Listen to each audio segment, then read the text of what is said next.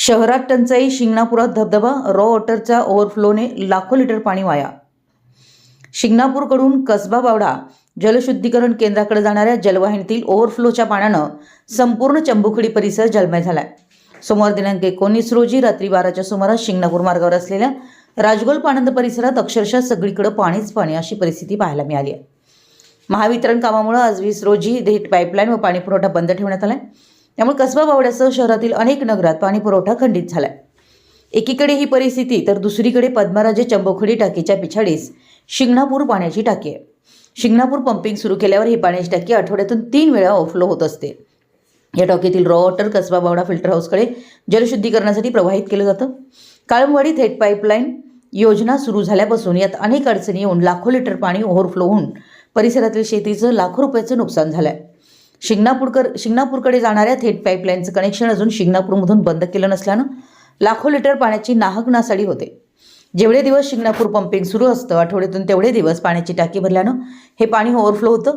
जर ते पाणी बंद करायचं असेल तर मुख्य जलवाहिनीचा पाण्याचा दाब कमी करावा लागेल आणि तसं केलं तर उर्वरित उपनगरातील विविध कॉलन्यात पाणी पुरवठा अल्पदाबाने तर काही ठिकाणी पाणी पुरवठा खंडित होऊ शकतो।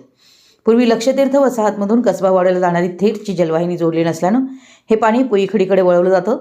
पूर्वी थेटचं काम पूर्ण झालेल्यानं हे पाणी अडवलं तर संपूर्ण शहरात पाणी पुरवठा ठप्प होईल अशी परिस्थिती आहे। त्यामुळे प्रशासन देखील बघ्याची भूमिका घेत होतं। आता काळमवाडीचं काम पूर्ण झालंय तरी देखील ओव्हरफ्लो होणाऱ्या पाण्याकडे महानगरपालिका का लक्ष देत नाही असा प्रश्न चंबुखडीवासियांना सतावतोय। विशाल क्रांती वृत्तसेवा कोल्हापूर। माझं नाव आशिष गुजर, मी चिंतामणी पार्क येथील रहिवासी आहे। आमच्या घराच्या डाव्या बाजूला चंबुखडी पाण्याची टाकी आहे।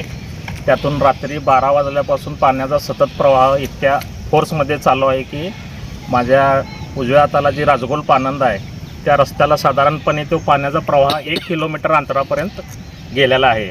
आणि राहुल माने नगरसेवक, माजी नगरसेवक यांच्या स्वखर्चातून केलेला तो रस्ता पूर्णपणे वाहून गेलेला आहे, खराब झालेला आहे। आणि ही जी कंडिशन आहे ही सतत चालू आहे आणि वॉटर सप्लाय अधिकाऱ्यांचं याकडे पूर्णपणे दुर्लक्ष आहे। प्रशासनाला एवढीच विनंती आहे की त्यांनी याकडे त्वरित लक्ष घालून ही जी तात्पुरती डागडुजी आहे ही कायमची पूर्णपणे बंद करण्यात यावी।